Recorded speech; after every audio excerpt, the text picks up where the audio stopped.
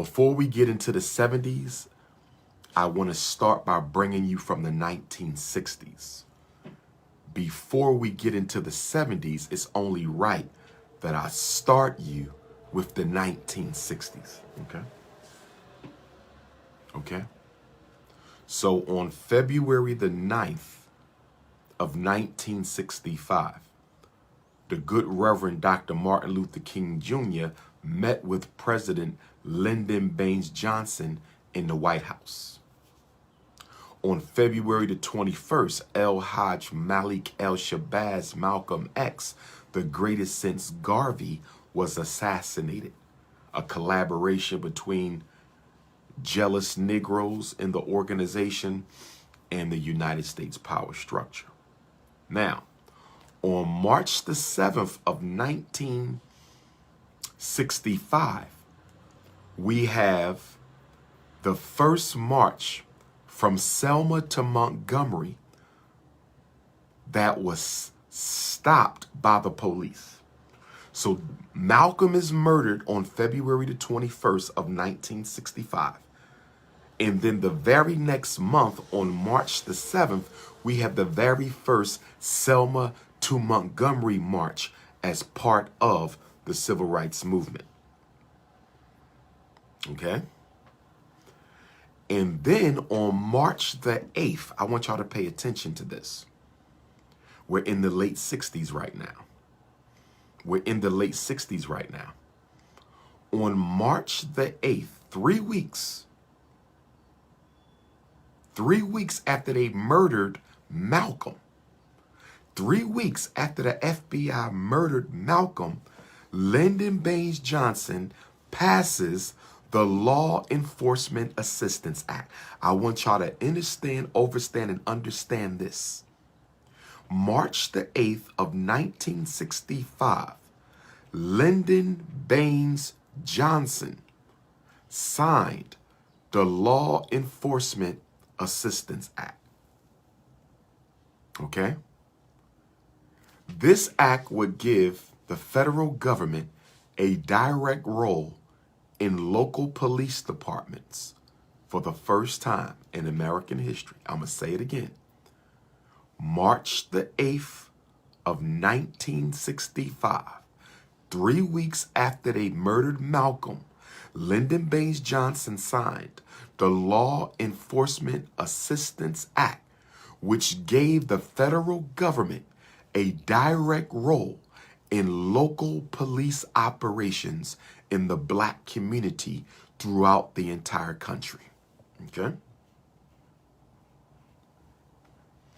Now, the Law Enforcement Assistance Agency created the Law Enforcement Assistance Administration, which would be housed in the Department of Justice and would become the fastest growing federal agency in the government. The budget for the Law Enforcement Assistance Agency went from $10 million in 1970 to $850 million by 1985. I want y'all to pay attention to this. I want y'all to pay attention to this. I want y'all to pay attention to this. Hang on one second, Facebook.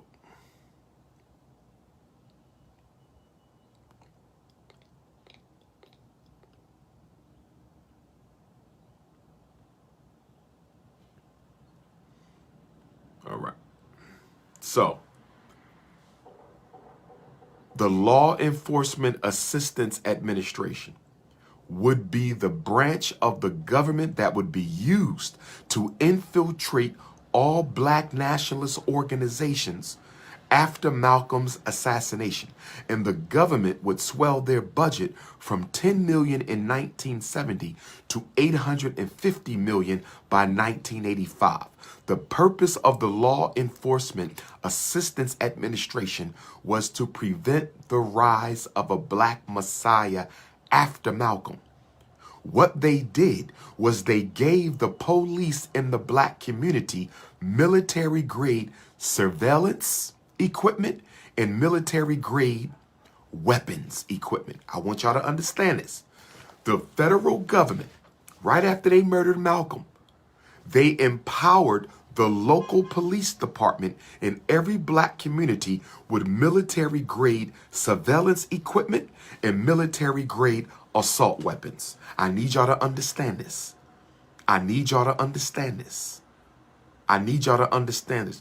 Part of the reason they did this right after they murdered Malcolm, part of the reason they did this right after they murdered Malcolm is because they feared a strong urban revolt by American Africans as an act of revenge for the assassination of Malcolm X. So right after they killed Malcolm X, they immediately started giving money to the police departments so that they could suppress any attempt by black youth to avenge Malcolm's death by attacking the power structure or its institutions, brothers and sisters.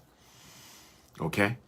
The Law Enforcement Assistance Administration sponsored over 80,000 crime control projects. It sponsored over 80,000 crime control projects, and the goal was to expand supervision and control of the black community. So this is COINTELPRO on a whole new level. This is COINTELPRO on a whole new level. Then, on June the 7th, 1965, the United States Supreme Court makes abortion fully legal. On June 7th, 1965, the United States Supreme Court made abortions fully legal across the country. Why did the Supreme Court in the summer of 65? Why did the Supreme Court in the summer of 65 cancel all arguments against abortion?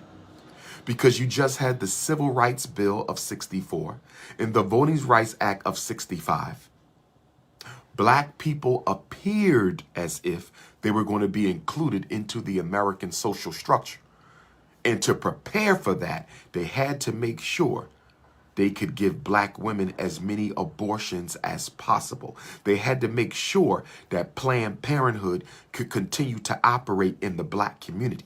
So the Supreme Court outlawed abortion in 65, okay? Right after they murdered Malcolm, a few months later.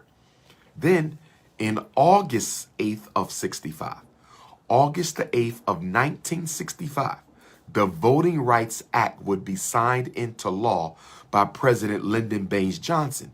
But what black people failed to understand, was even though you got the right to vote on August the 8th of 1965, on March the 8th, April, May, June, July, 5 months before the Voting Rights Act, Lyndon Baines Johnson signed the Law Enforcement Assistance Act. 5 months before the Voting Rights Act, Lyndon Baines Johnson signed the Law Enforcement Assistance Act. So while black people were celebrating the right to vote unencumbered, your government was empowering your police to destroy the black community. While you were being given the right to vote, the police were being empowered to undermine your ability to resist governmental oppression. While you were being given the right to vote, the government was empowering the police in your neighborhood to undermine your ability to fight against racism. Then on January the 12th of 1966, Batman and Robin TV series appears on television for the first time. January 1966, Batman and Robin TV show appears for the first time. Why am I bringing that up? Why is Dr. Umar bringing up the Batman and Robin TV show on January the 12th of 1966? The reason I'm bringing that up is because one of the themes you're going to learn when we go through the 1970s. One of the themes you're going to learn about as we go through the 1970s is that the government deliberately used television to distract black people away from the political agenda. Stay with me. I want you to understand, overstand, and understand. In the 1960s and the 1970s, the U.S. government would use television to distract black people away from the political agenda of the United States government. Cartoons really began to make a headway into American daily life in the late 60s and early 70s. Cartoons really began to make a headway into American life in the late 60s and 70s to distract black people and to distract black children away from the political agenda. And then they started using video games to distract black people and black children away from the political agenda. And now they use social network to distract black people away from the political agenda. So we have to watch how media, from radio to TV to music to social network, video games have been used to distract black people away from the political agenda. They pass laws every day in this country to disenfranchise black folks. There are laws passed in every state every day to disenfranchise black folks. I'm willing to bet there's not a day that goes by where one of the state legislatures of this country, there's not a day that goes by without at least one of 50 state legislatures passing a law to disenfranchise black folks every day. But they don't put it on the news because they don't want you to be aware of what they're doing to disenfranchise you. So what they do is they put that TV in your face.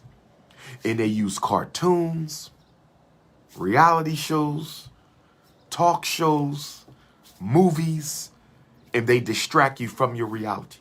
Go into any ghetto you want. And the average black ghetto resident has a $300 cable bill. They got every cable channel. Black people spend more money on cable TV than any other group. We spend more money on cable TV than any other group. And do you know why that is? We want to be distracted. Not only is the government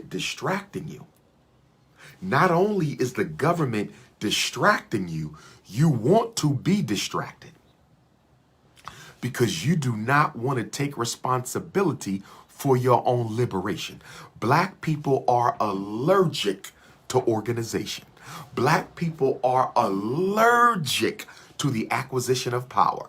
Black people are allergic to building our own institutions. So although the government is distracting you with media, you want to be distracted by media because you do not want responsibility for your liberation. The average black person to be liberated will require the U.S. government to do it for them. The average black person to be liberated will require the U.S. government to do it for them. Let's continue. So Batman and Robin hits the televisions in January of 66. And then on January of 66, the Prime Minister of Nigeria is assassinated, triggering a civil war between our Yoruba African brothers and our Igbo African brothers that will last 3 years. It's one of the worst civil wars to take place on American soil. I'm going to say it again. 1966 in Africa. The Nigerian prime minister would be assassinated, which triggered a civil war between our Igbo African brothers in Nigeria and our Yoruba African brothers in Nigeria. And it is a war that would separate nations in Nigeria from one another. And then on January 17th, 1966, Dr. King opens up his Chicago campaign. Dr. King moves to Chicago to expose racism in the North. Okay? The next year after they killed Malcolm, right? So you get Malcolm's murder, you get the Law Enforcement Assistance Act, you get the Voting Rights Act, you get Batman and Robin, and then you get Dr. King going to Chicago to start his Chicago campaign in January of 66. And then on March the 11th of 1966, 3 men are convicted for killing Malcolm X, but 2 of them were innocent. On March the 11th, 1966, 3 men are convicted for the murder and assassination of El Hajj Malik El Shabazz, but 2 of them are innocent. And then also in 1966, May 14th, Stokely Carmichael, great Pan-Africanist Kwame Ture is elected the national chairman of the Student Nonviolent Coordinating Committee, and he would popularize the phrase that the most honorable Marcus Garvey actually created, which is Black Power. Stokely Carmichael got on the microphone and said, "We want Black Power." Stokely Carmichael, the great Pan-Africanist, the last of the great Pan-Africanists, got on the microphone and said, "We want Black Power." This is 1 year after Malcolm's murder. And then in June the 13th of 1966, the Supreme Court ruled that your Miranda rights must be read before you are questioned by the police. June 13th, 1966, the United States Supreme Court said, police must read you your Miranda rights before they question you. If the police don't read you your rights before they question you, the case could potentially be thrown out. That was June 13th of 1966, okay? And then September the 6th of 1966, Puerto Rican women, our African Boricua queens, Puerto Rican women, our African Boricua queens, Puerto Rican women in Puerto Rico, most of them Afro-Ricans, would be used as research guinea pigs for Margaret Sanger and Planned Parenthood birth control pill. I'm going to say it again. In September of 1966, the U.S. government, under the leadership of Planned Parenthood, would go into Puerto Rico and they would test the birth control pill on thousands of African Puerto Rican sisters on the island of Puerto Rico, and many of them did not know that the birth control pill was being tested on them, and then the birth control pill gets approved on June 23rd, 1960. The birth control pill is approved in 1960, and they tested it on Puerto Rican women. The founder of Planned Parenthood, Margaret Sanger, she died on September 6, 1966. Thank God. Margaret Sanger, the mother of eugenics, Margaret Sanger, who started Planned Parenthood, she died in September of 1966. But the birth control pill was approved in 1960, and they tested it on African Puerto Rican women in Puerto Rico. October 15th, 1966, the Black Panther Party is founded in Oakland, California by Huey P. Newton and Bobby Seale. October 15th, 1966, the Black Panther Party for Self-Defense is founded in Oakland, California by Huey P. Newton and Bobby Seale. I love the Black Panther Party from yesterday. I love the Black Panther Party from yesterday. I love the new Black Panther Party too, but we talking about the original Black Panther Party. Those brothers, the original Black Panther Party, those brothers was in their teens and early 20s. 18 and 19 and 20 and 21, they were babies. And the Black Panther Party started a social revolution. They were the most militant black group in American history, second only to, or should I say third, to the Marcus Garvey African Legion, okay, and the Deacons for Defense. the Marcus Garvey African Legion, the Deacons for Defense, and the Black Panther Party for Self-Defense are the three most militaristic organizations in American history. The three most militaristic organizations in American history. I didn't mention INFAC. All due respect to the Not Effing Around Coalition. All due respect to the Not Effing Around Coalition. But the reason I'm not mentioning INFAC, and I respect INFAC, let's keep it a buck. I respect all black organizations, okay? But the reason I don't include INFAC on that short list of Marcus Garvey's African Legion, the Deacons for Defense, and the Black Panther Party for Self-Defense is INFAC never went to war with the white power structure. That's the only reason why. I'm not saying they won't go to war with the white power structure, but INFAC has never faced off with the white power structure in an armed conflict. The African Legionnaires, they had shootouts with the KKK. Marcus Garvey's African Legionnaires, they had shootouts with the police. Deacons for Defense, they had shootouts with the KKK.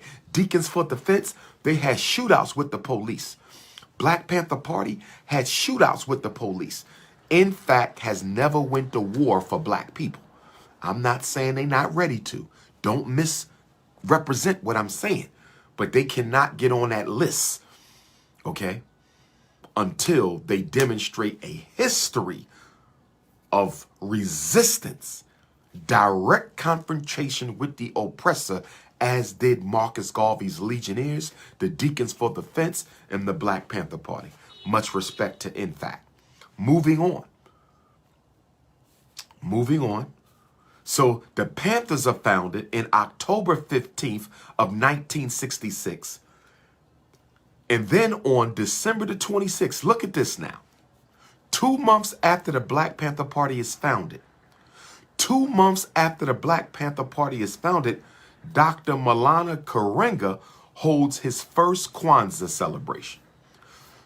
2 months after the Black Panther Party is founded in Oakland, Maulana Karenga holds his first Kwanzaa celebration, December the 26th, 1966, the birth of Kwanzaa.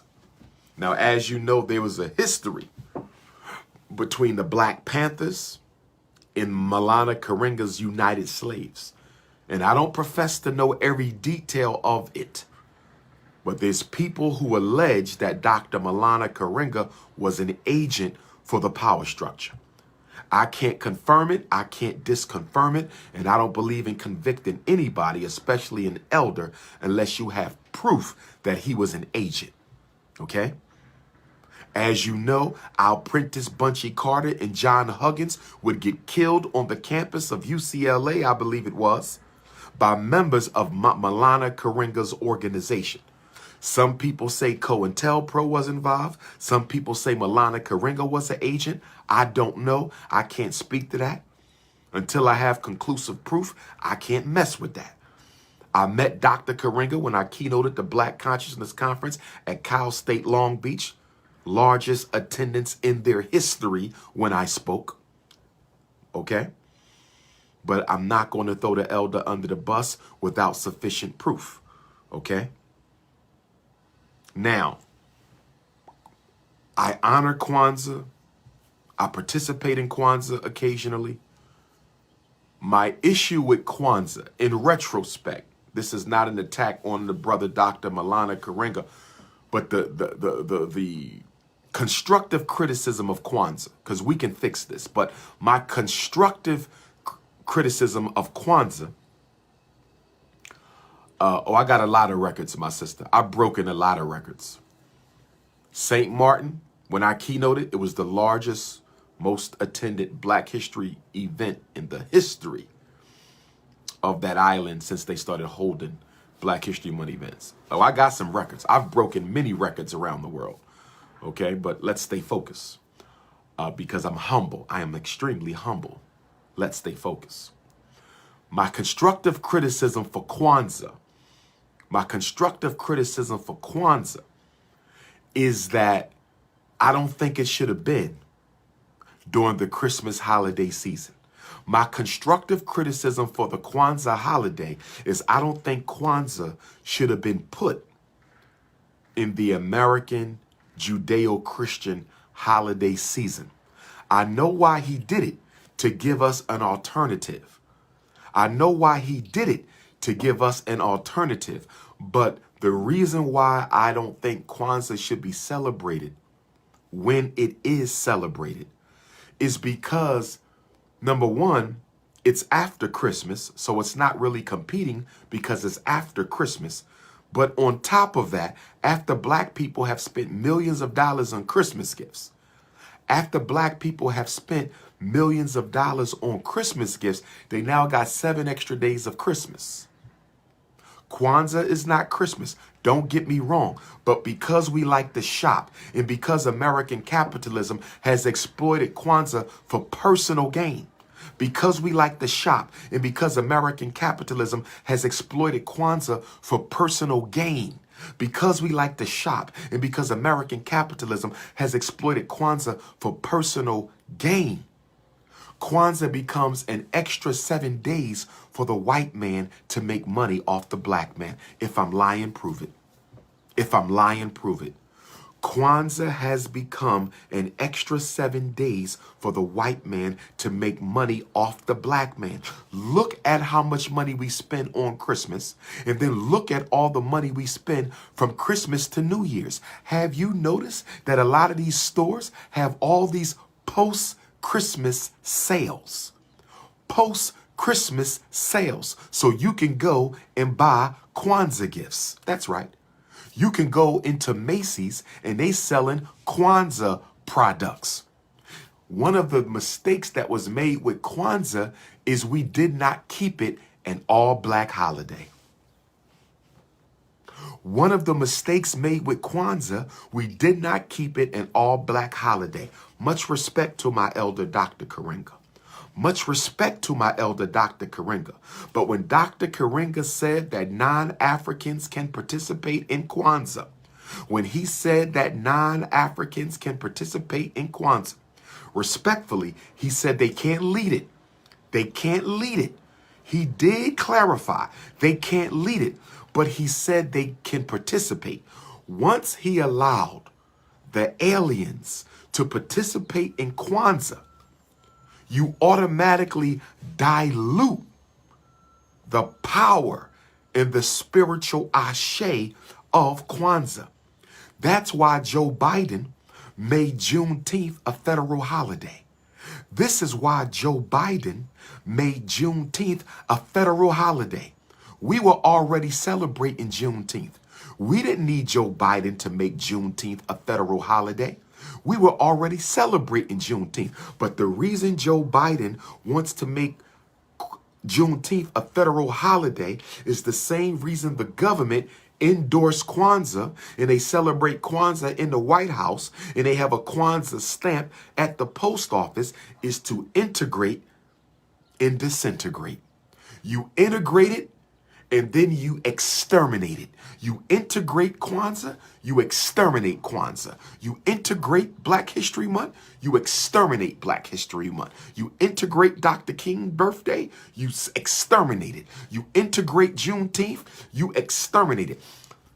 We must continue to celebrate Juneteenth as an African holiday in America, and it must be exclusively African. I'm going to say it again. Learn from Kwanzaa. Learn from Black History Month.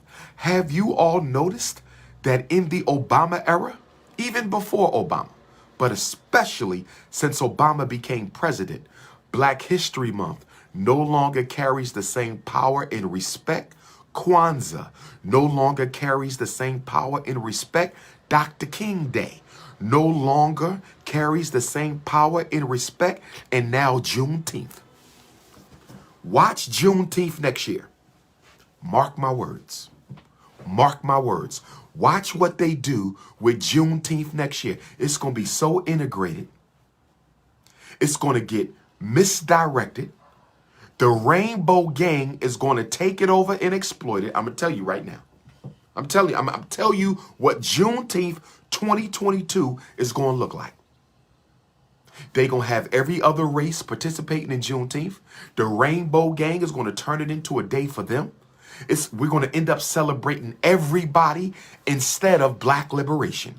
We're going to end up celebrating everybody instead of black liberation. Listen, one of the best things that ever happened was for Malcolm X's birthday not to become a federal holiday. One of the best things that ever happened was for the most honorable Marcus Messiah Garvey, the preeminent prophet and king of Pan-Africanism and black leadership. The best thing that ever happened was for Mr. Garvey's birthday to not become a holiday. One of the best things that ever happened was for Malcolm's birthday to not become a federal holiday. You know why? If Malcolm X's birthday was a federal holiday, it would have already been colonized and exploited by alien groups. Best thing that ever happened. Joe Biden made Juneteenth a federal holiday so he can kill it. So he can kill it. We better keep Juneteenth all black. Let me explain something to y'all. If you don't keep it to yourself, it's not sacred. Do you know what the word sacred means? I want you to understand, overstand, and understand me. Do you know what the word sacred means? When something is sacred, it is off limits. When something is sacred, it is off limits except for the purpose and people who it is intended for. When something is off limits, you don't walk into a Jewish synagogue if you're not a European Jew. You don't walk into a Chinese church if you're not Chinese. You don't walk into no Buddhist temple if you're not a Buddhist. You're not going into no Irish Catholic mausoleum if you're not an Irish Catholic. And when you get in there, you're going to participate in the activities the way that they were designed by that culture. You don't see Jewish holidays getting exploited by McDonald's and Wendy's. You don't see Chinese holidays getting exploited by Walmart and Macy's. The only people who holidays get exploited by Western capitalism is black people because we don't believe in anything sacred. Nothing black is sacred. Nothing is sacred. Our traditional African spiritual systems, and I'm an Ifa devotee, but our traditional African spiritual systems, but I'm an Ifa devotee. Our traditional African spiritual systems, they have been infiltrated by alien groups. What are you doing with white priests in African traditional spiritual circles? What are you doing with white priests in African traditional spiritual circles? What is wrong with us? They done stole our men, stole our women, stole our land, stole our resources, stole our freedom, stole our independence, stole our inventions. And now you're going to let them steal our spirituality. Even African spirituality isn't sacred. There is nothing in Black America that is hands off to non-African people. There is nothing in Black America that is hands off for non-African people. Everybody has something sacred in this country except us. Nothing is sacred. And I speak for the whole Pan-African diaspora. I speak for the whole Pan-African diaspora. I speak for the whole Pan-African diaspora. We ain't got no place or no thing that aliens can't come in and participate in or use. Nothing. Name something that is sacred for African people that only African people can touch, use, or do. Name it. Name it. You can't give me anything. You can't give me nothing on the planet Earth that is so sacred to us, we won't let white folks see it. We won't let them touch it. We won't let them buy it. We won't let them join it. We won't let them participate in it. That is a problem. A people who don't have anything sacred are a people without respect.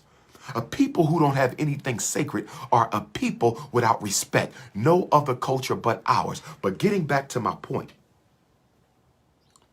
Kwanzaa is being exploited by white capitalism specifically because it is in the Christmas holiday season.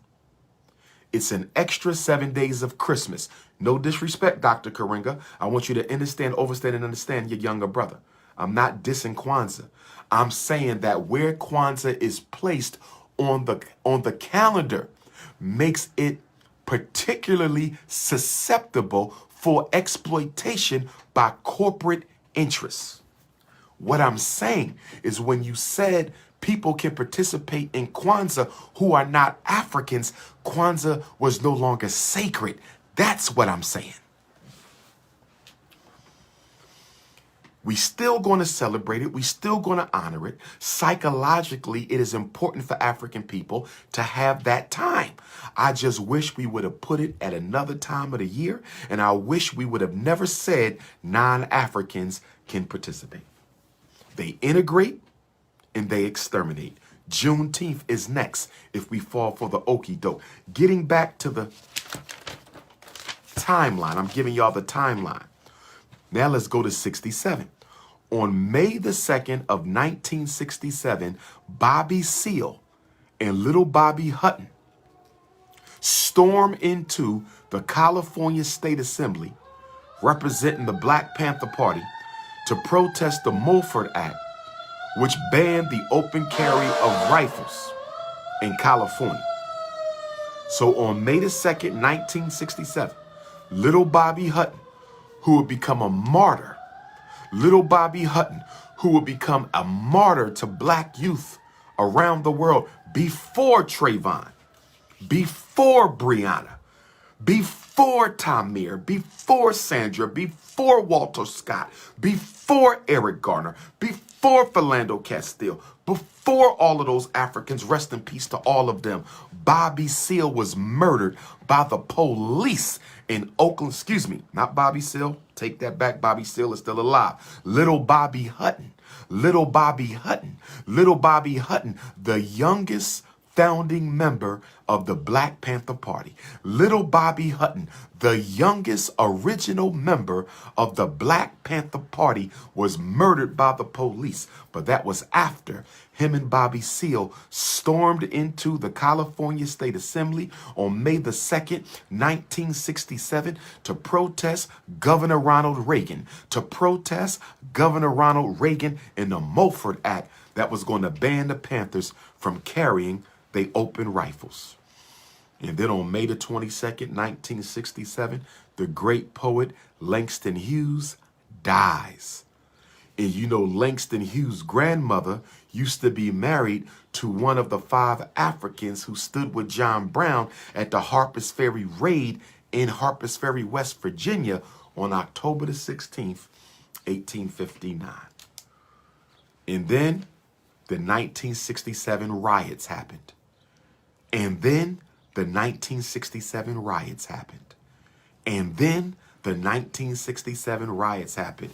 July 23rd, 1967, Detroit, Michigan. July 23rd, 1967, Detroit, Michigan. July 23rd, 1967, Detroit, Michigan kicked off the most intense, the most rebellious, the most revolutionary urban riot in American history belongs to Detroit, Michigan. Motown set it off. Motown set it off. Shout out the Black Detroit. Shout out the Black Detroit. Detroit had the most revolutionary inner city riot in American history. Between July the 23rd and July the 28th in Detroit, Michigan, there was 483 fires, 43 people were killed, 696 wounded, 7,200 people was arrested. But this is the thing about Detroit. This is the thing about Detroit. When the army came into Detroit, our brothers and sisters in Detroit fought back against the U.S. Army. I'm going to say it again.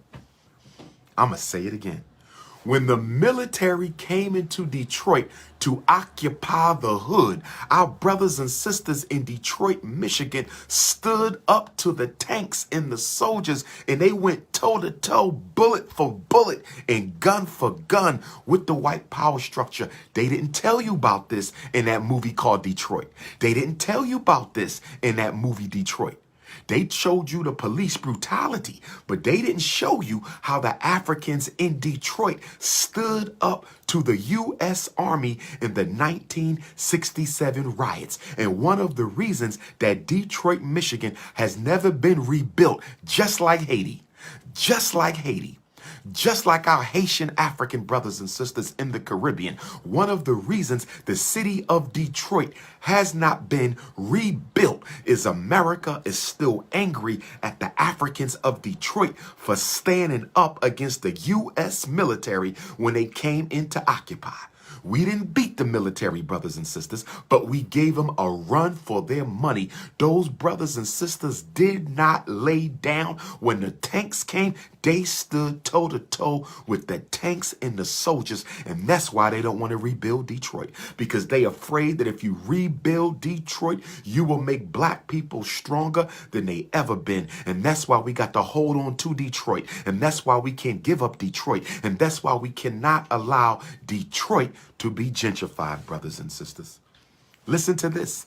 According to the U.S. government, according to the United States government, the Detroit riot of July 1967 was the worst riot in American history since the 1863 New York City Civil War draft riots. I'm going to say it again. According to the U.S. government, the Detroit riots of 1967 was the worst riot in American history since the New York City 1863 Civil War draft riots, brothers and sisters. That's how revolutionary Detroit was. That's how revolutionary Detroit was. And if you get a chance to go to Detroit, make sure you go to the museum. I'm forgetting the name of the Detroit Museum. Lord have mercy. They did have an exhibit on the Detroit riots. A very good exhibit was in the Museum of Detroit, the African American Museum in Detroit, which I believe is the largest in the country. Okay, they have a whole exhibit on the 1967 Detroit riots. Okay, and the Detroit riots would not be surpassed until the 1992 Rodney King riot. The Detroit riots would not be surpassed until the 1992 Detroit riots and the 1992 Rodney King riots in LA. But the Detroit riot was so revolutionary that Lyndon Baines Johnson invoked the 1807 Insurrection Act to put down the Detroit riot. Did y'all hear what I just said? Lyndon Baines Johnson invoked the 1807 Slave Time Insurrection Act in order to put down the Detroit riots, my brothers and sisters. Hit the Cash App, $ FDMG School. Hit the Cash App, $ FDMG School. Hit the Cash App, $ FDMG School. Yes, the Detroit riot.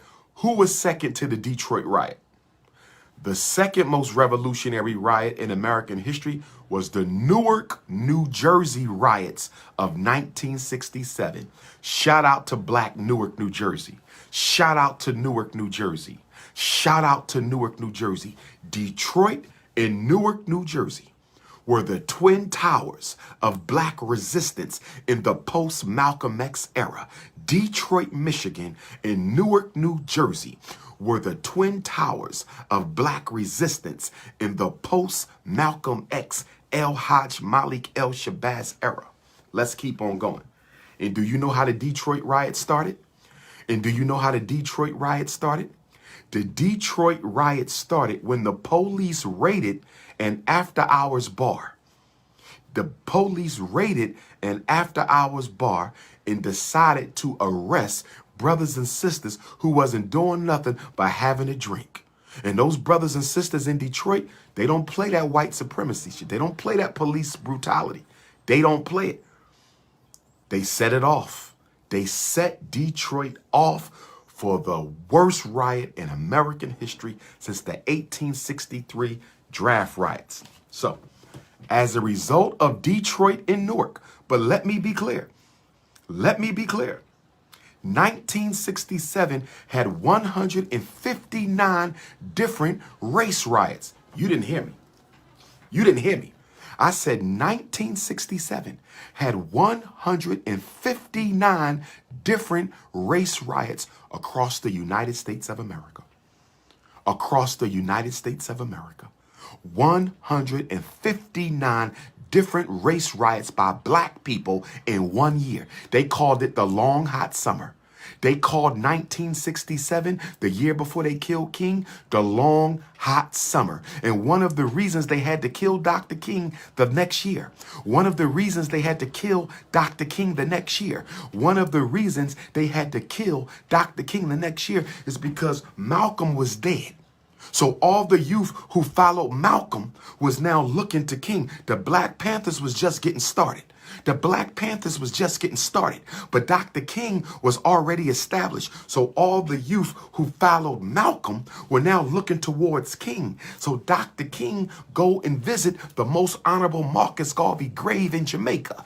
Dr. King goes to Jamaica and visits the grave of the greatest organizer in modern history, His Excellency, the most honorable Marcus Garvey. He comes back from Garvey land. Dr. King comes back from Garvey land and he starts sounding like Marcus Garvey. Listen to Dr. King last year.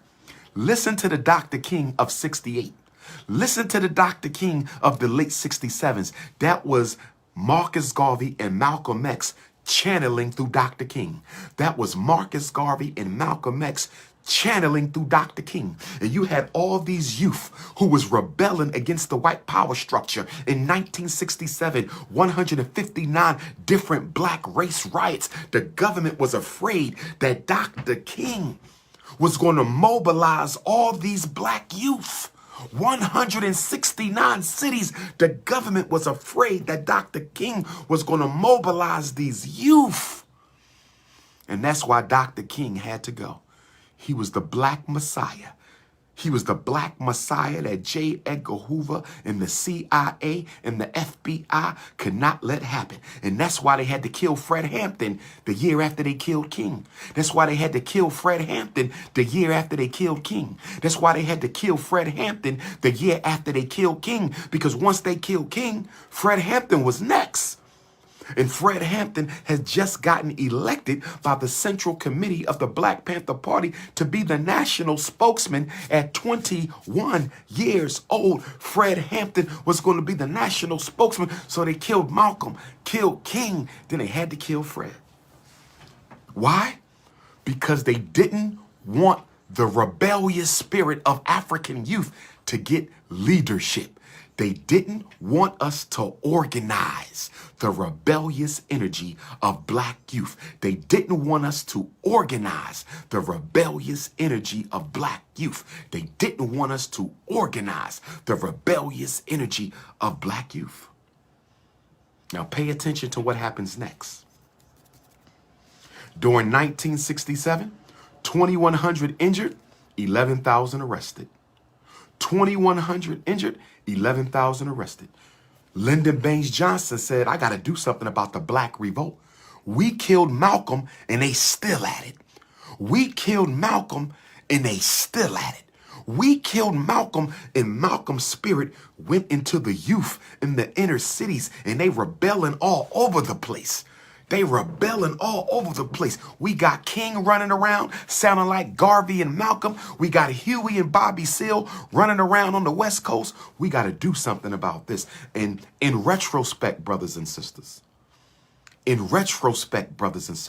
I wish the Black Panther Party could have united with Dr. King on some level. In retrospect, I wish the Black Panther Party could have united with King on some level. On some level, I wish they could have been able to achieve a degree of operational unity, because if Dr. King and Huey and Bobby could have just united on a certain level, it would have made Dr. King more legitimate to the grassroots, and it would have made the Panther Party more legitimate to the bourgeois Negroes, just enough to get some things done. See, Malcolm and King were going to come together. Malcolm X and Dr. King were going to come together. This is why Malcolm had to die on February the 21st. This is why Malcolm had to die on February the 21st. Because Malcolm had met with Coretta Scott King. Malcolm X went south and met with Queen Mother Coretta a few weeks before Malcolm died. Dr. King was in jail, and through Coretta Scott King, Malcolm and Martin were going to come together. Malcolm was going to run the North. Dr. King was going to run the South. Malcolm was going to run the North. Dr. King was going to run the South.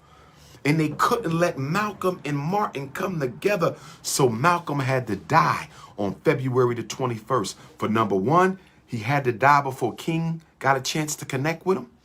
They needed Malcolm dead before King had a chance to connect with him.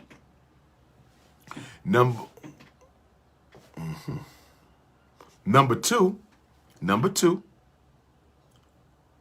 Malcolm was supposed to keynote a Third World Revolutionary Leaders Conference outside the country with Che Guevara. Malcolm was supposed to keynote a Third World Revolutionary Leaders Conference with Che Guevara. Malcolm X in the spring of '65 was supposed to keynote a Revolutionary Leaders Conference with Che Guevara.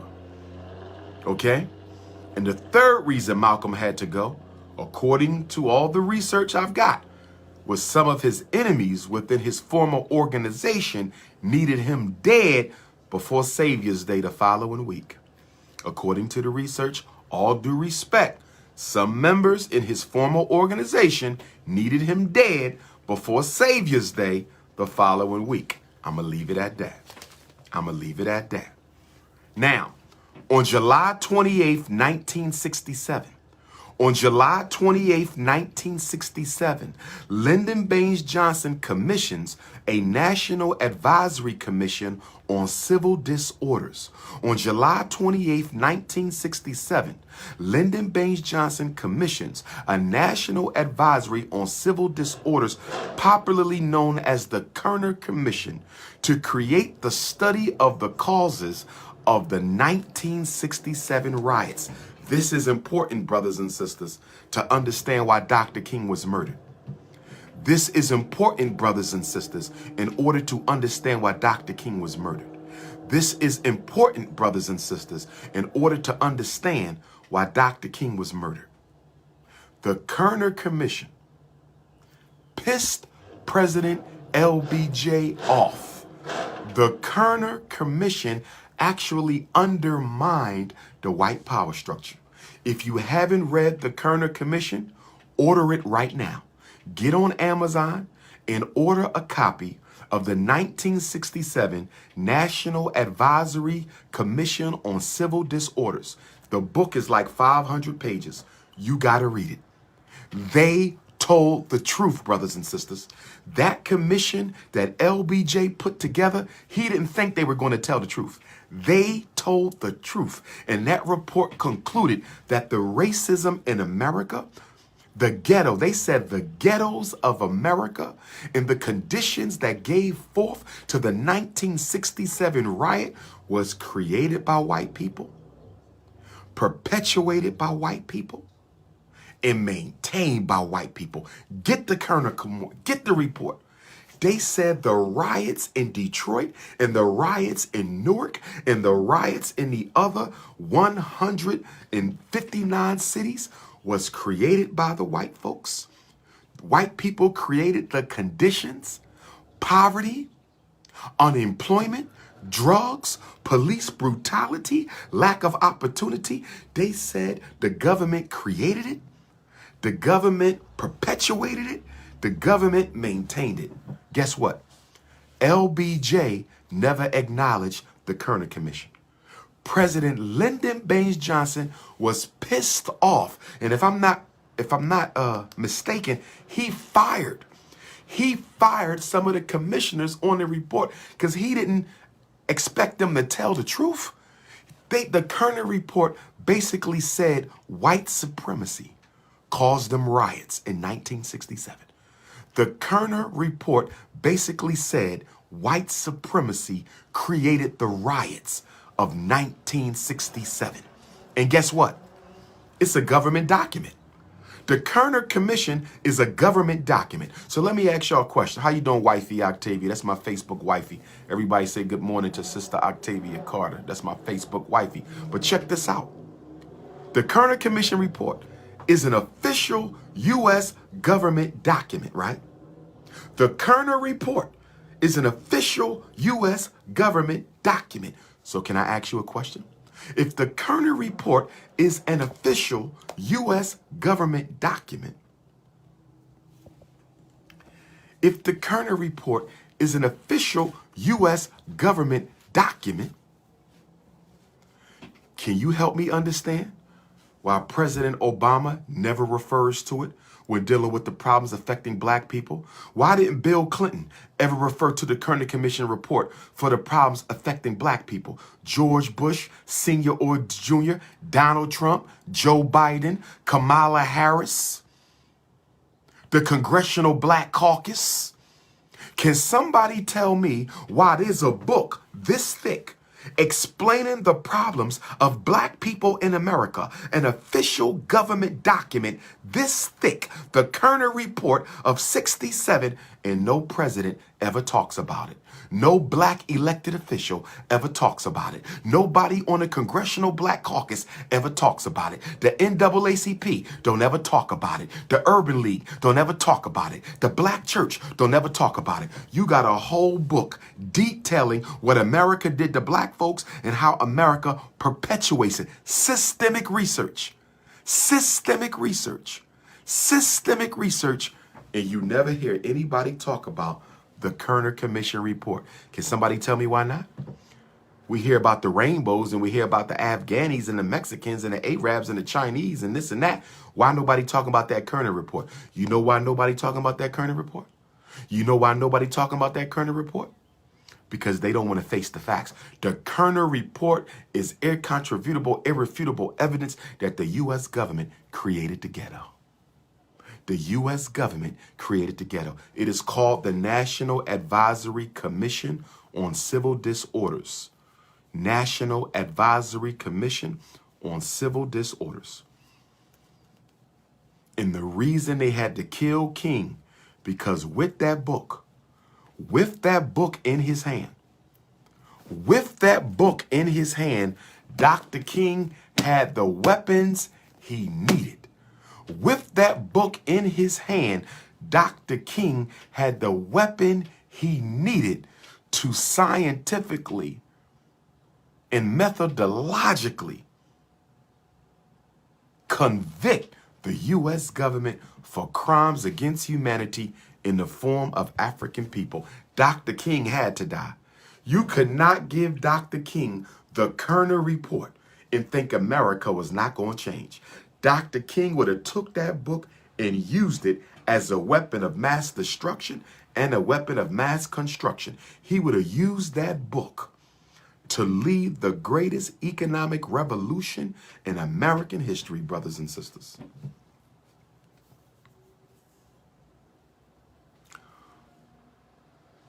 Now, everybody know the first black Supreme Court justice was who? The first black Supreme Court justice was who? The first black Supreme Court justice was Thurgood Marshall. When was Thurgood Marshall sworn in as a U.S. Supreme Court justice? When did Thurgood Marshall become the first black Supreme Court justice? October 2nd, 1967. Nat Turner's birthday. On Nat Turner's birthday, Thurgood Marshall became the first black U.S. Supreme Court justice in American history. No disrespect to Thurgood. No disrespect to Thurgood. No disrespect to Thurgood, because he was a legal mastermind. The way he destroyed legally school segregation in the landmark Brown versus Board of Education Supreme Court decision. Thurgood Marshall and Charles Hamilton Houston, they legally destroyed the white supremacist argument against school desegregation, right? No disrespect. His wife was not African. No disrespect. Thurgood Marshall had the Snow Bunny crisis, but I still honor him for the work he did in the landmark May 17th, 1957 Supreme Court Justice. But here's the point. In order to appease black people, after the long, hot summer of 1967, in order to appease black people after the long, hot summer of 1967, the federal government made Thurgood Marshall a Supreme Court justice because they wanted black people to think things were gonna change. When did this happen? Again, let me say it again. Thurgood Marshall does not become Supreme Court justice by accident. Thurgood Marshall does not become Supreme Court justice by accident. Thurgood Marshall becomes a Supreme Court justice because Lyndon Baines Johnson didn't know what else to do. Black youth were taking over the inner cities. Detroit and Newark were off the hook. So he said, what can we do to calm these black people down? And somebody said, make Thurgood Marshall a Supreme Court justice. Make Thurgood Marshall a Supreme Court justice. They would do the same thing in 2009. In the aftermath of Hurricane Katrina, they would make Barack Obama. A few years after Hurricane Katrina, they would make Barack Obama. A few years after Hurricane Katrina, they would make Barack Obama President of the United States to make black people think America is getting better. When you know your history, you will not repeat it. When you know your history, you will not repeat it. When you know your history, you will not repeat it. Thurgood Marshall was used as a token. Thurgood Marshall, the great Thurgood, who I love and respect, great ancestor, but they used him as a token to try to calm black people down after the long, red, hot summer of riots in 1967. And then 3 weeks after Thurgood Marshall becomes Supreme Court Justice, 3 weeks after Thurgood Marshall becomes a Supreme Court Justice, Huey P. Newton gets into a gunfight with Oakland police. Huey P. Newton gets into a gunfight with Oakland police. One officer is murdered and another officer is injured. Huey P. Newton is taken to the hospital and he is chained to a bed, and a reporter walks into the hospital room where the late great Dr. Huey P. Newton is chained to a bed, and the reporter watches the police beat up on a shot and injured, handcuffed to the bed, Huey P. Newton. Yes, that was October 28th of 1967 when Huey P. Newton was accused of killing a cop, was shot himself during a police altercation. He would ultimately win the case. And then 4 months later, February the 8th of 1968, historically black college and university students, listen up. February the 8th of 1968, at a historically black college, South Carolina State University, HBCU, South Carolina State University, HBCU, South Carolina State University, February the 8th of 1968. 3 students were shot and killed, and 37 black students at South Carolina State injured by South Carolina Highway Patrol Police and military after a protest gone wrong at a local bowling alley notoriously called the Orangeburg Massacre. Our revolutionary African students at South Carolina State University. Our revolutionary African students at South Carolina State University, February the 8th, 1968, decided to go and protest, I believe it was segregation or mistreatment at the white bowling alley. They went to protest segregation and mistreatment at the white bowling alley in Orangeburg, South Carolina. They protested. Went back to the campus, protested. The white police show up with a couple coons.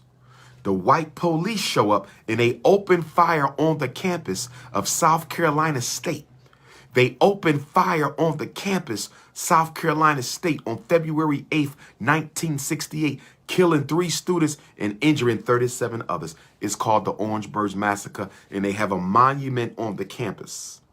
There's a monument on the campus of South Carolina State University. I spoke there. One of my largest audiences of all time, jam-packed for the Prince of Pan-Africanism. South Carolina State showed up and showed out for Dr. Umar a couple years ago when I spoke on campus at South Carolina State. To my HBCU students, don't wait to the last minute to put in your speaking requests with Dr. Umar for Black History Month. My HBCU students and my PWI students. My HBCU students and my PWI students, don't wait until the last minute to put in your speaking requests for Dr. Umar to come to your campus and bless you with the wisdom of the ancestors, February of 2022. So that was February the 8th. And then on February the 29th of 1968, pay attention to the dates. Pay attention to the dates. Is that Sister Shauna Etayin? Shout out to Sister Shauna Etayin. Listen, Dr. King is murdered April the 4th.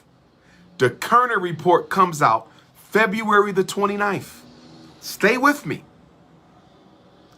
The Kerner Commission's final report comes out on February the 29th, last day of Black History. Last day of Black History, right?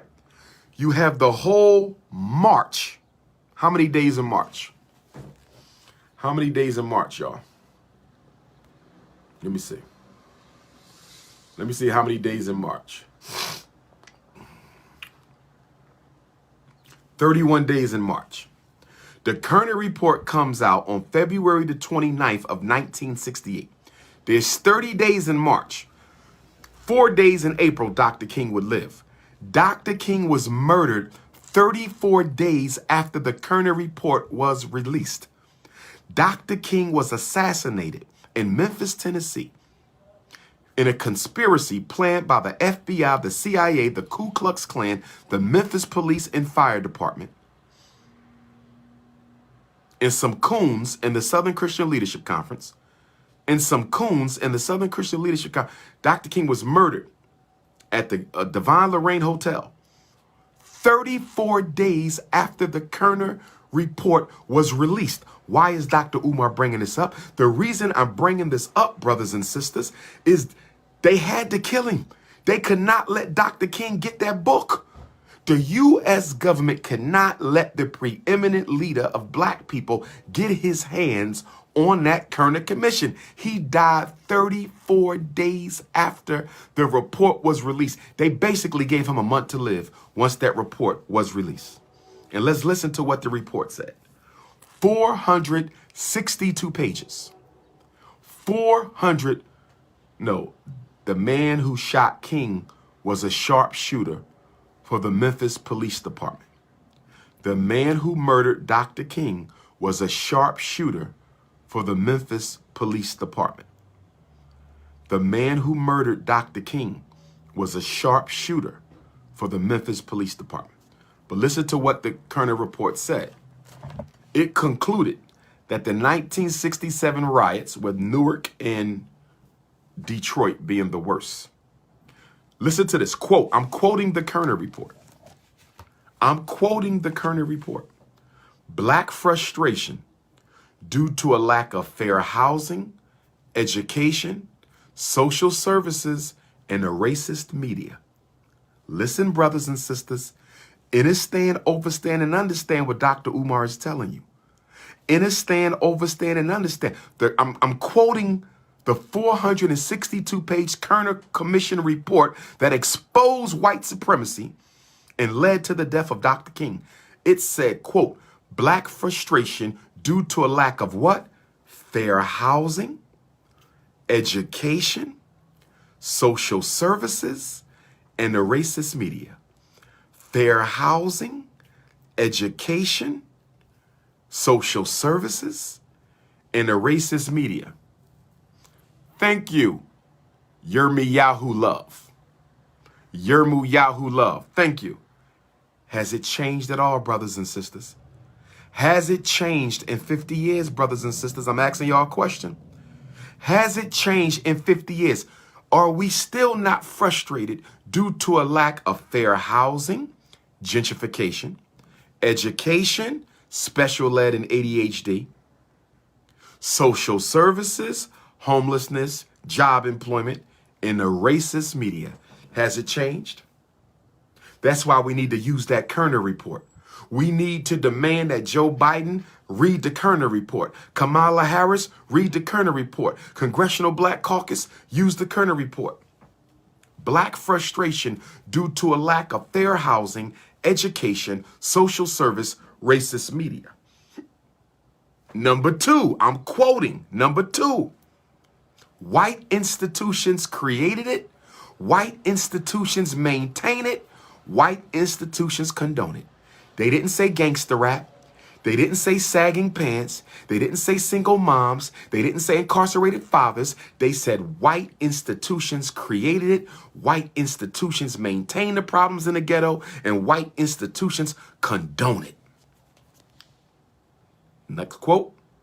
Kerner Commission said, the nation is moving into two societies. The nation is moving into two societies. One black, one white, separate and unequal. Has that changed, brothers and sisters? It was written by a group of scholars. Most of them were white with a few blacks. Most of them were white. It was a group of scholars, a commission of experts in criminology, psychology, economics, criminal justice, everything. A whole team did research, and they went around to the cities where the riots happened, and they talked to the people. They looked at the history of the government. They studied the research. This was research by the government that says racism was condoned by white institutions, created by white institutions, maintained by white institutions. And the solution, listen to the solution. Listen to the solutions. Y'all ready for the main solution? The main solution to deal with crime and delinquency and lack of opportunity in the black community was what? The government must create jobs for black people. Lord have mercy. Lord have mercy. Lord have mercy. The number one solution, black people need jobs. You want them to stop doing drugs? You want them to stop selling drugs? You want them to stop running guns? You want them to stop gang banging? You want them to stop going to jail? You want to end homelessness? You want to keep the fathers in the house? Give them jobs. Have they done anything about jobs for black people? I haven't heard nothing from a president since I've been alive. I haven't heard a single president in my life. I haven't heard a single president in my life say anything about creating jobs for black people. But they creating jobs for Mexicans. They creating jobs for Afghanis. They creating jobs for Mexicans and Afghanis and Arabs and all these other refugees. No jobs for black people. No jobs for black people. When they talk about crime, they never talk about jobs. In Chicago, they talking about crime. In Philadelphia, they talking about crime. In Detroit, they talking about crime. I ain't heard the word job yet. I ain't heard the word job yet. When are they going to start talking about jobs? You have to give black people the ability to raise money so they can build their lives and build their businesses. Obama ain't say one word about jobs for black men. Obama ain't say one word about jobs for black men.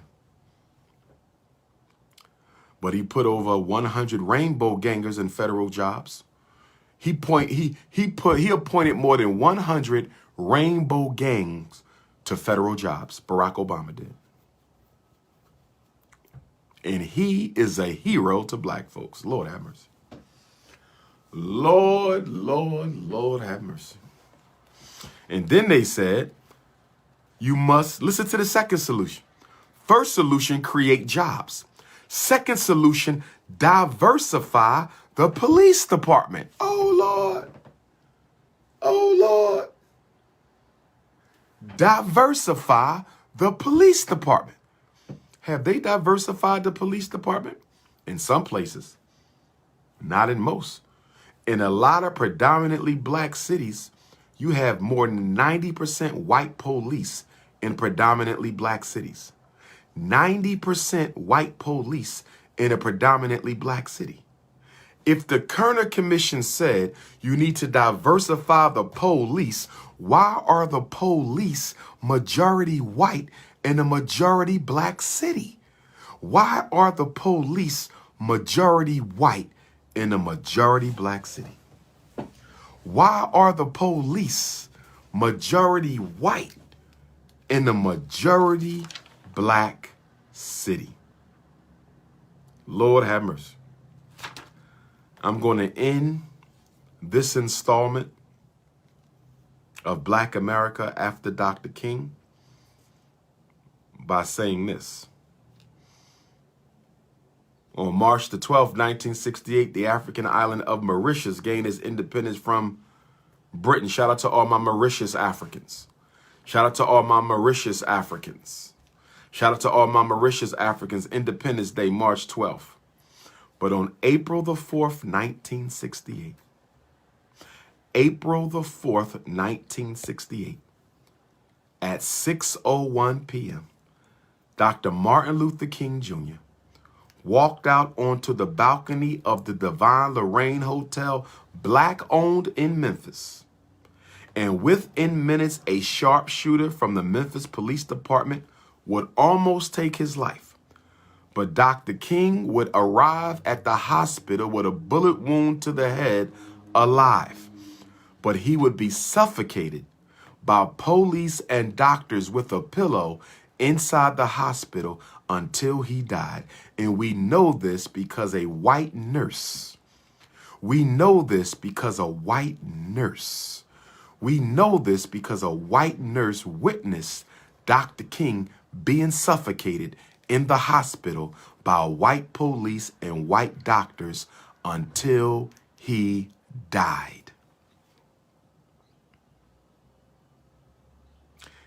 According to William Pepper, the King family attorney, in a book called The Plot to Kill Dr. King, you must read it. Google William Pepper, like salt and pepper. Google William Pepper and read his books on the assassination of Dr. King. According to him, the good Reverend Jesse Jackson, intentionally or inadvertently, according to him, the good Reverend Jesse Jackson was an informant in the FBI, for the FBI, who provided intelligence to the authorities that gave them information they needed to carry out the murder of Dr. King. Now, Reverend Jackson is dealing with COVID right now. I hope he recovers because I don't know absolutely if he was an accomplice in the Dr. King assassination. I don't know if he was absolutely. But it sounds like he had knowledge that King would die that day, and he did nothing to stop it. We also know that there was a group of brothers in the community who were there to defend Dr. King's life. There were a group of brothers who were there in Memphis to defend Dr. King's life, and Reverend Jackson told them that their services were not needed. Reverend Jackson told them their services were not needed. Reverend Jackson told them their services were not needed. Brothers and sisters,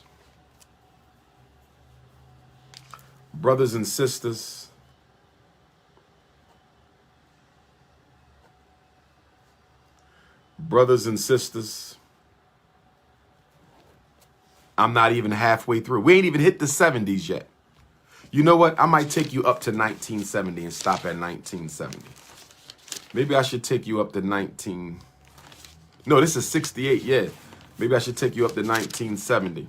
Oh, man, I got like 10 more pages of 1968. I got 10 more pages of notes. I got 10 more pages of notes for 1968. Intellectual Ifatunde. I got 10 more pages of notes. I'm going to have to come back. I'm going to have to come back. I'm going to have to come back.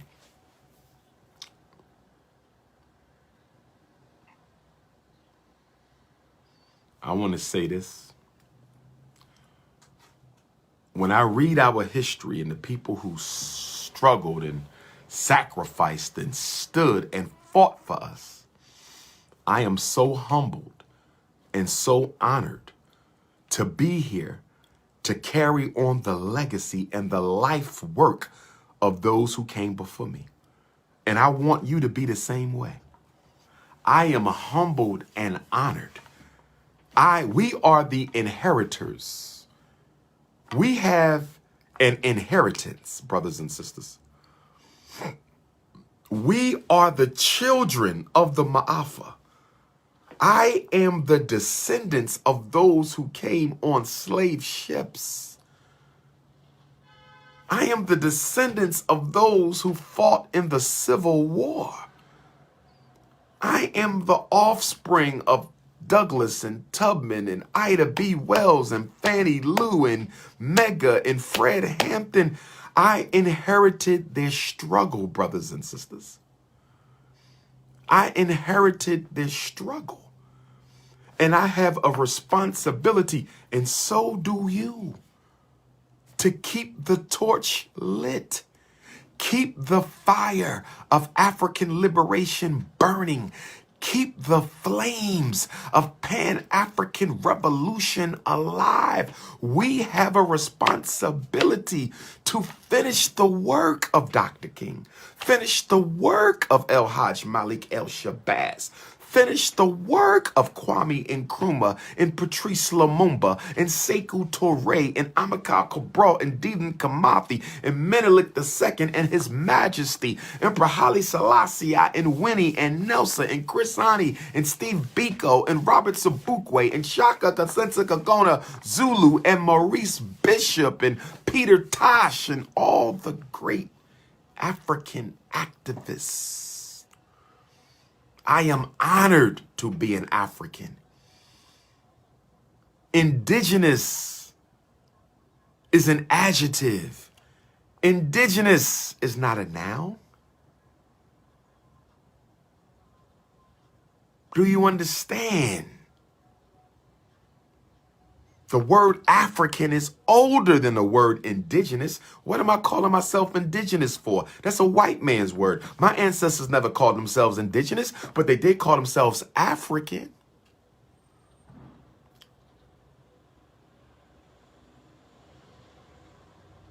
Brothers and sisters, I'm proud to be African. I'm not ashamed of nothing my people been through. Because we fought and we won and we overcame it. I'm a chain. You are a chain in the link of great African ancestors. Brothers and sisters, you are a chain in the link of great African ancestors. Brothers and sisters, you are a chain in the link. If you look at your DNA under a microscope, it looks like a chain. Do you know what that means? Why does the DNA in your body, in your blood, look like a chain? The DNA sequence looks like a chain because we are chained to our ancestors through a blood oath.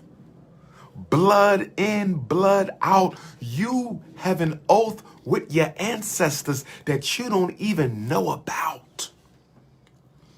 Brother Psy.D, you're wrong, brother. You are ignorant and you are misinformed. Africa was not named by its conqueror because no man ever conquered the whole continent. Name me a white man who conquered the whole continent. I'm listening.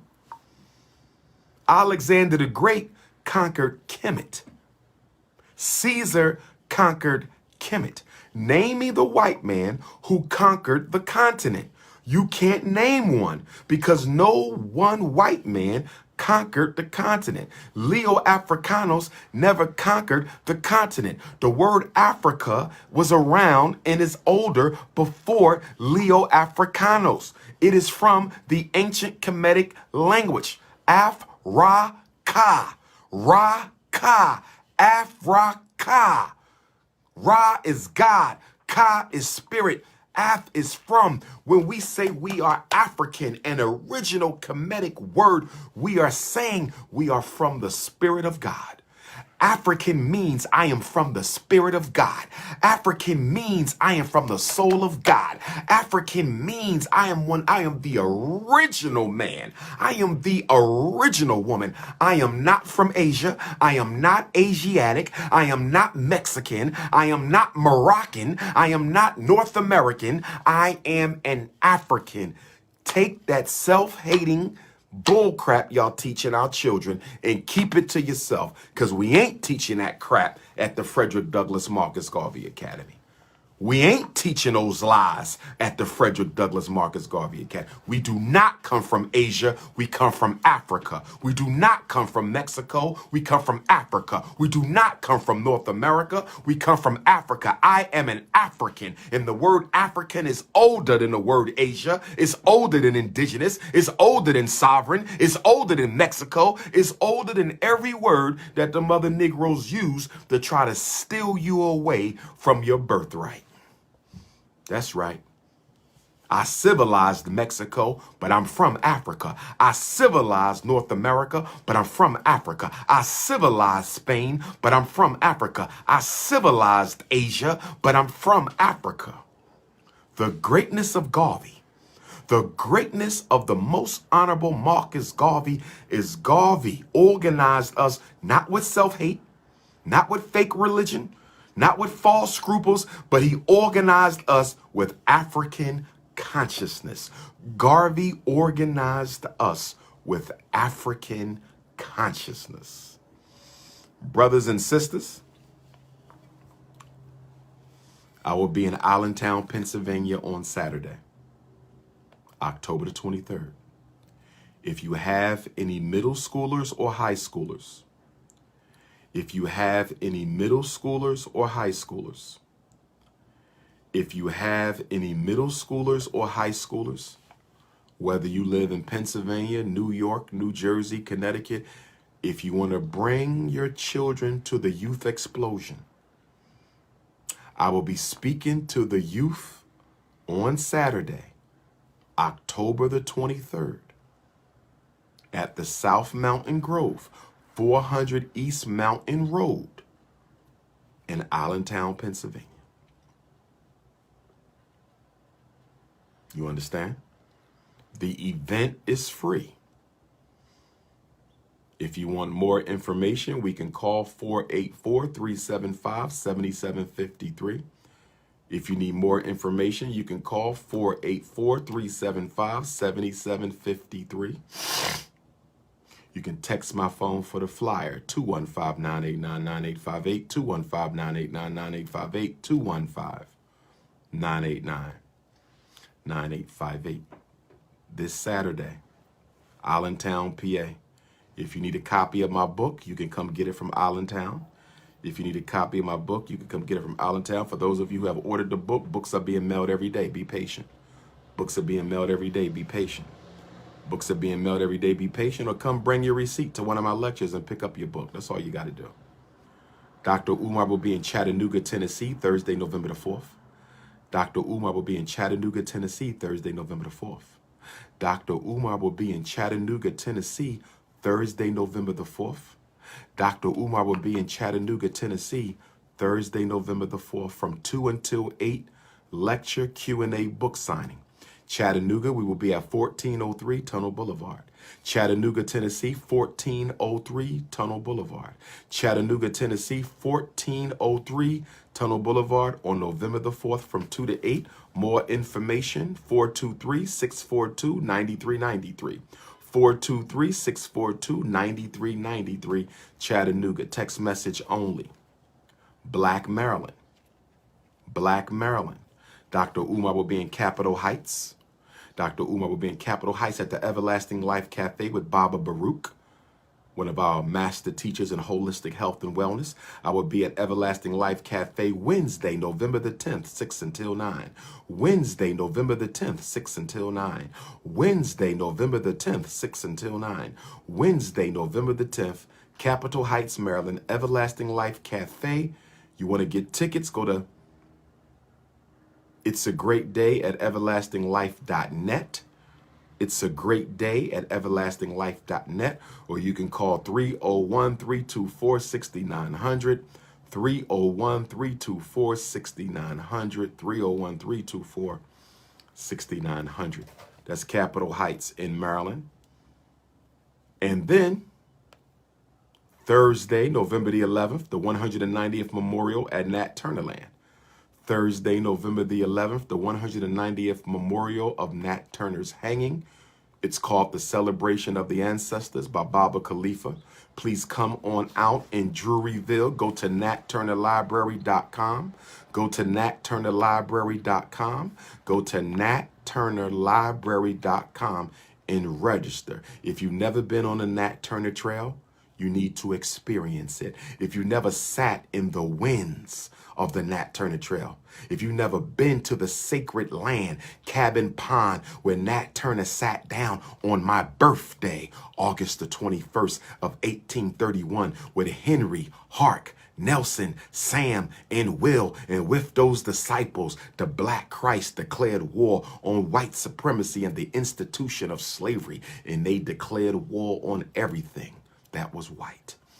And they went from house to house, chopping down the enemies of African people wherever they found them. We honor Nat Turner. This is my 10th consecutive year of being in Nat Turner land on 11/11. This is my 10th consecutive year on going to Nat Turner land, and I want y'all to be with me.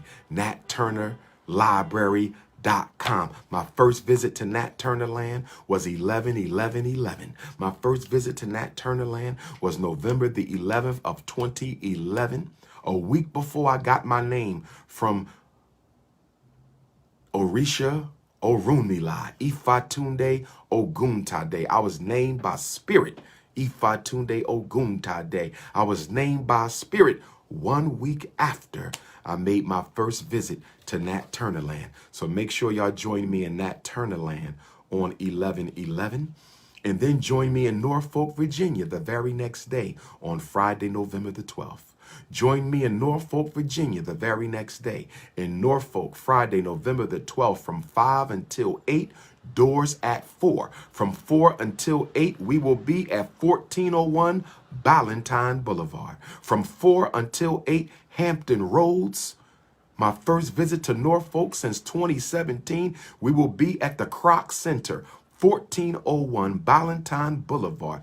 $10 to get in. You can pay at the door. For more information about Norfolk on Friday, November the 12th, you can call 757-761-1092, 757-761-1092, 757-761-1092. And then on Sunday, my great-great-great-grandfather George Washington Bailey's birthday, the first black public school teacher in Denton, Maryland, former soldier of the Civil War who fought for the liberation of Africans. My 3 times great-grandfather George Washington Bailey, who was born November the 14th, 1841. 10 years after the Nat Turner War, I will honor him as I host the Black Parent Advocate Lecture and Book Release in Baltimore, Maryland at the Great Blacks and Wax Museum. Baltimore, Maryland, Great Blacks and Wax Museum, Sunday, November the 14th from 2 until 8. I want my Baltimore Africans, my Baltimore queens and kings to come on out to the Great Blacks and Wax Museum at 1601 East North Avenue for a free lecture and conversation and book signing with the Prince of Pan-Africanism on Sunday, November the 4th from 2 p.m. until 8 p.m. Brothers and sisters, Margate, South Florida. If you live in Florida, the Prince of Pan-Africanism will be in Margate, South Florida at the Event Center, 6101 Northwest 31st Street in Margate, South Florida. The Event Center, 6101 Northwest 31st Street. It is going to be a divine celebration of black masculinity, a divine celebration of black masculinity, a divine celebration of black masculinity on Saturday, December the 4th in Margate, South Florida. And then on January the 15th in Minneapolis, Minnesota, we have the Dr. King Birthday Conference, brothers and sisters. The Dr. King Birthday Conference. Sister Michelle, I'm still waiting on a flyer, sister. I'm still waiting on a flyer. I need a hard copy flyer. But we will be in Minneapolis, Minnesota for the Dr. King Birthday Conference. It's time to organize and mobilize. Rest in peace to George Floyd. And then on the 17th of January, I'll be in Scottsdale, Arizona for the first time, brothers and sisters. If you want to take the class for Pan-Africanism, if you want to take the course in Pan-Africanism, send me an email. If you want to be a part of Team Pan-African, send me an email. 1 to 2 page autobiographical letter of interest. Who are you? What skills do you have? And why do you want to take the class? Or why do you want to be a part of Team Pan-African? You don't have to take the class. You can still be in Team Pan-African. Okay, or you can take the class and not want to be in Team Pan-African, or you can take the class and want to be in Team Pan-African. Ladies, you got to be natural to be in Team Pan-African, but you don't have to be natural to take the class. Brothers and sisters, hit the Cash App. Our HVAC unit will be installed this month. Hit the Cash App. Our HVAC unit will be installed this month. Hit the Cash App, $ FDMG School. Hit the Cash App, $ FDMG School. Hit the Cash App, $ FDMG School. Hit the PayPal, paypal.me/FDMG Academy. Hit the PayPal, paypal.me/FDMG Academy, brothers and sisters. Black parents, stop putting your children in special ed. Black parents, stop putting your children in special ed. Black parents, stop getting your children evaluated for ADHD. Black parents, stop getting your children evaluated for ADHD. Black parents, stop putting them on Ritalin. Black parents, stop giving them Adderall. Black parents, stop giving them Concerta. Black parents, stop getting them Metadate. Email address, you can use teampanafrican@yahoo.com. That's Pan-African with a C. teampanafrican@yahoo.com or DrUmarJohnson@yahoo.com. Either one. teampanafrican@yahoo.com, DrUmarJohnson@yahoo.com. If you want to donate to me personally, you hit the Cash App at $ Dr. Umar Johnson. School donations, $ FDMG School. Personal donations, $ Dr. Umar Johnson. School donations, $ Dr. Umar Johnson. If you need to reach me by cell, 215-989-9858, 215-989-9858, 215-989-9858. Peace and Black Power. Part 1, Black America since Dr. King, the 1970s.